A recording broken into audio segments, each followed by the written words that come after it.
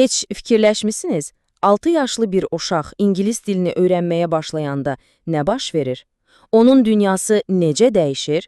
Gəlin bugün birlikdə birinci siniflər üçün nəzərdə tutulan rəsmi ingilis dili dərsliyini, necə deyərlər, qutusundan çıxaraq və görək bu proses necə işləyir. Uşaqlara dil necə sevdirilir? Başladıq. Hər şeydən əvvəl, gəlin söhbətin nədən getdiyini aydınlaşdıraq. Baxın, solda Azərbaycan Respublikasının dövlət himnini görürük, sağda isə Təhsil Nazirliyinin rəsmi təsdiqini almış English Happy Campers 1 dərsliyini. Yəni bu, elə-belə bir vəsait deyil, bu Azərbaycan məktəblərində istifadə olunan rəsmi dərslikdir. Yaxşı, gəlin ilk olaraq kitabın yol xəritəsinə nəzər salaq. Bilirsiniz, hər bir yaxşı səyahətin bir planı, bir xəritəsi olur, elə deyilmi?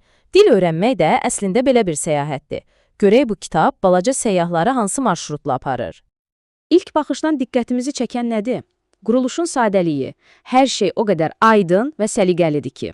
Bir xoş gəldiniz bölməsi var, ardınca da 8 əsas tematik bölmə.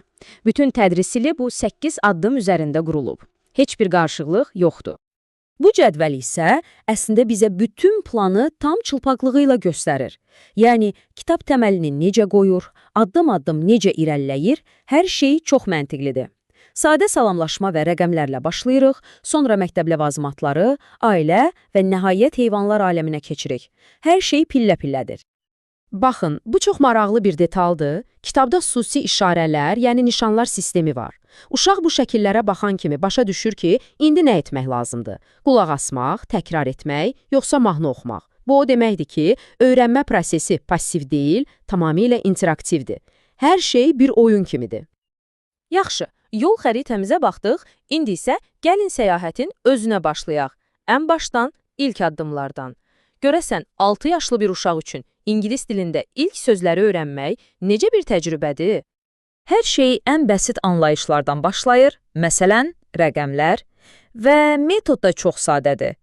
Əvvəlcə qulaq as və göstər, sonra isə yenidən qulaq as və bu dəfə sən təkrar et. Bu sadə təkrarlar əslində biliyin möhkəmlənməsi üçün ən vacib şərtdir.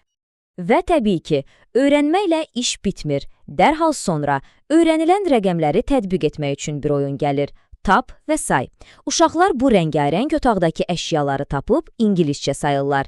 Beləcə, passiv bilik dərhal aktiv təcrübəyə çevrilir. Rəqəmlər kimi konkret anlayışlardan sonra biraz daha mücərrəd bir mövzuya keçid alırıq. Hisslər. Xoşbəxt, kədərli, qorxmuş. Amma diqqət edin, öyrətmə metodu dəyişmir. Yenə də hər şey aydın, vizual və çox sadədir. Və yenə də dövrə təkrarlanır.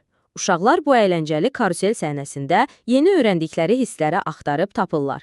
Bu cür əyləncəli və dinamik kontekstdə öyrənilən məlumatlar əlbəttə ki, yaddaşda daha yaxşı qalır.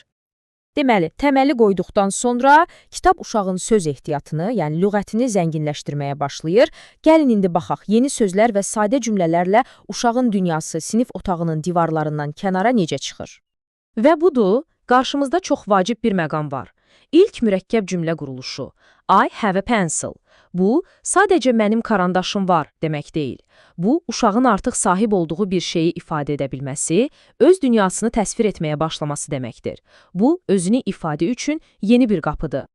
Əlbəttə, mənim var demək üçün əşyaların adını bilmək lazımdır. Kitab da məhz burada uşağın hər gün istifadə etdiyi əşyaları, karandaş, kitab, çanta kimi məktəb ləvazimatlarını təqdim edir. Və yenə də nəzəriyyəni praktikaya çevirmə zamanı gəlir. Bu sinif otağı səhnəsində uşaqlar həm yeni sözləri tapmalı, həm də öyrəndikləri cümlə quruluşunu istifadə edərək tam cümlələr qurmalıdırlar. Yəni, həm lüğət, həm də qrammatika eyni anda işləyir. Kitabda irəlilədikcə mövzular da uşağın dünyası ilə birlikdə böyüyür. Artıq sinif otağından və məktəb çantasından çıxıb birbaşa fermaya, heyvanlar aləminə səyahət edirik. Və lüğət bölməsini yekunlaşdırırıq. Hər bölmənin sonunda olduğu kimi, burada da bütün yeni sözləri bir araya gətirən, onları zəngin və əyani bir kontekstdə təqdim edən yekun tapşırığı var. Bütün ferma bir şəkildə canlanır. Yaxşı, bütün bu fəaliyyətlərə, rənglərə, təkrarlara baxdıq. Bəs bütün bunları bir-birinə bağlayan əsas fəlsəfə, o sir nədir? Cavab əslində çox sadədir. Hər şeyi bir oyuna çevirmək. Gəlin bu kitabın sirrini biraz da dərindən araşdıraq. Məsələn, mahnılar. Mahnı və musiqi öyrənmə prosesini o qədər əyləncəli edir ki, uşaq sadəcə oturub qulaq asmır, o ayağa qalxır, əl çalır, rəqs edir, yəni prosesə bütün bədəni ilə qoşulur və bu, yadda saxlamağı çox asanlaşdırır. Diqqət etdinizsə, bütün səhnələr, bütün şəkillər birbaşa uşaqların öz dünyasından götürülüb. Məsələn, oyun meydançası. Bu, onların hər gün olduğu, tanıdığı, sevdiyi bir məkandır. Belə olanda öyrənmək daha təbii və maraqlı olur. Amma məsələ təkcə söz öyrənmək deyil. Kitab həm də ailə kimi çox vacib sosial anlayışları təqdim edir. Yəni, dil öyrənməklə yanaşı, uşaqlara həm də vacib həyati dəyərlər aşılanır. Beləliklə, bütün bu sistemin əsas formulunu cəmi 4 sözlə ifadə etmək olar. Gör, eşit, de və oyna. Çox sadə səslənir, elə deyilmi? Amma bu, əslində vizual, eşitmə və hərəkətə əsaslanan öyrənməni birləşdirən çox güclü bir pedaqoji yanaşmadır.